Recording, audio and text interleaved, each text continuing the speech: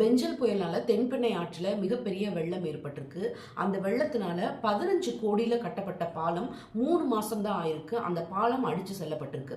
எங்களுடைய கோரிக்கையான இந்த பாலம் கட்டணும் அப்படிங்கிறது ரொம்ப வருஷ கோரிக்கையா இருந்தது.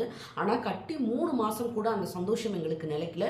உடனடியாக அந்த பாலம் அடிச்சுட்டு போயிருக்கு. அப்ப அந்த பாலம் தரமானதா கட்டப்பட்டிருக்கா இல்லையா அப்படிங்கிறத அதிகாரிகள் ஆய்வுக்கு உட்படுத்தணும் அப்படின்னு அங்க இருக்கிற மக்களும் சில விதமா தான் நாங்க கட்டணும். ஆனா அது என்ன பிரச்சனைன்னு தெரியல. அது கண்டிப்பாக சோதனைக்கு உட்படுத்தப்படும்னு அதிகாரிகளும் தெரிவிக்கிறாங்க.